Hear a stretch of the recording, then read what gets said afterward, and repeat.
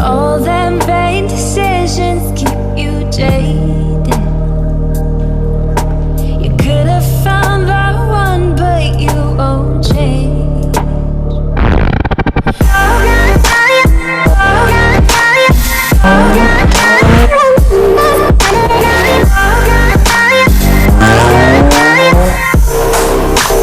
Aren't you glad to meet me?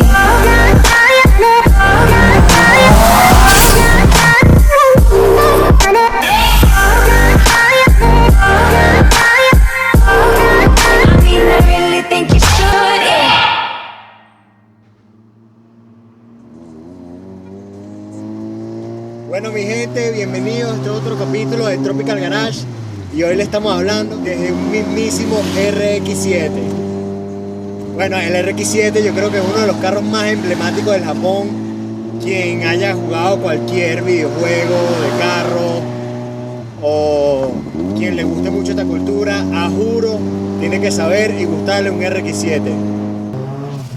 Tú no estabas enamorado del FD antes de conocerlo, tú te fuiste enamorando poco a poco. Sí, señor, son como, que yo recuerde así, 15 años, cuidado si no más, que estamos mecaniqueando este RX-7. ¿Qué experiencia, qué satisfacción te dio trabajar con estos motores rotatorios?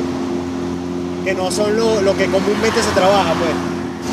Bueno, fíjate que es un motor diferente a cualquier otro, ¿no? Claro. Es un motor único, se usa hasta en la aviación. El motor es una maravilla, ¿entiendes? Porque levanta como una moto, genera torque como un carro V8 y tiene todas las prestaciones. Es liviano, etcétera, etcétera, etcétera. Obviamente es un motor delicado. Para los que no saben, este motor no funciona como los motores comúnmente. O sea, no tiene pistones, ni tiene biela. Utiliza unos rotores, una tecnología que se especializó más en ello y hizo unos motores de muy alto desempeño con un muy pequeño tamaño. También el Mazda RX-7 es considerado un carro con el motor central debido a que el motor es tan pequeño que está mucho antes del eje delantero. Entonces es considerado un vehículo de motor central. Eso lo hace un carro con muy buenas prestaciones a la hora de manejar, a la hora del circuito. ¿Cómo se siente, Daniel? O sea, es un carro cómodo, es un carro ágil.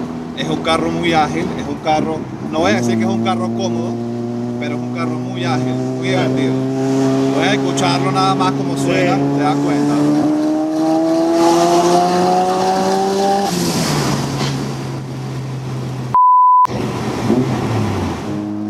Para mí el RX-7 es como el samurái ágil de los 90, porque para mí en los 90 las marcas japonesas sacaron como que sus grandes samuráis, como el NSX, el Supra, como el Skyline, y el Mazda yo creo que entró ahí con el RX-7, y es como que de todos, quizás no es el más poderoso a la hora de caballos ni nada, pero sí es como muy ágil, sí como que tuvo la capacidad de competir con vehículos de muy alta gama.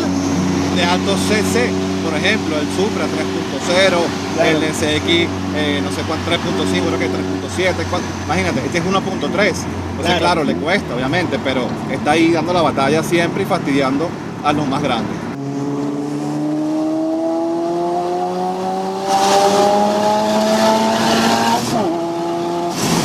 Creo que el sonido de los rotores no lo puede conseguir un 8 cilindros, no lo puede conseguir nadie. No, porque cada ciclo de compresión son cada 360 grados, cada 720 grados tú cumples lo que es el ciclo de la combustión.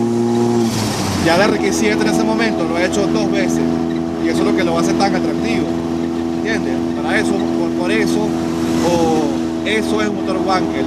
Ya lleva 2 revoluciones completas por cada una que hace un motor normal. Claro. ¿Cómo se puede transmitir eso? Que revoluciona mucho más rápido. Por supuesto, tienes un empuje, el doble de empuje de todo el sistema, el tren, lo que es el motor. Entonces es más rápido y levanta más. Okay. Obviamente limitado por sus centímetros cúbicos, pero no tiene nada que envidiarle a nadie. Claro.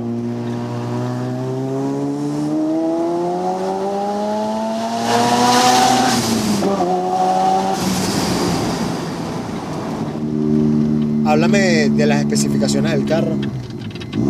Que sí Frenos te grandes adelante, Brembo, frenos originales atrás,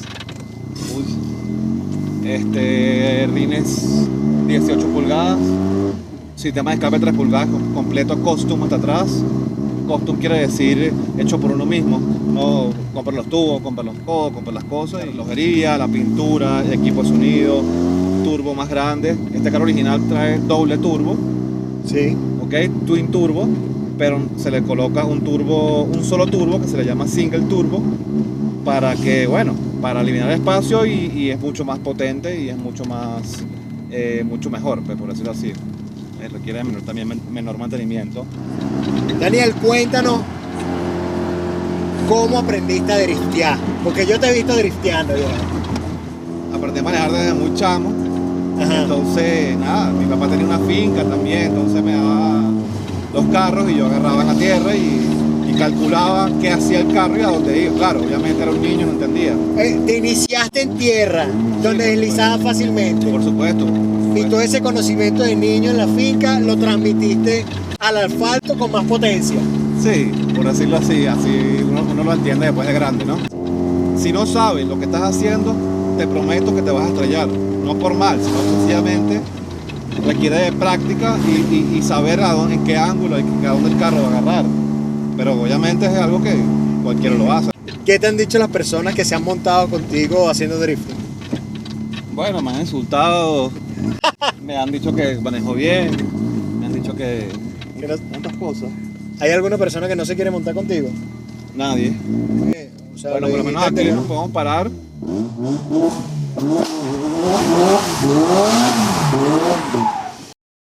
Esperamos hayas disfrutado de este episodio de Tropical Garage. Si te gustó, por favor dale like y suscríbete para vernos pronto en otros capítulos.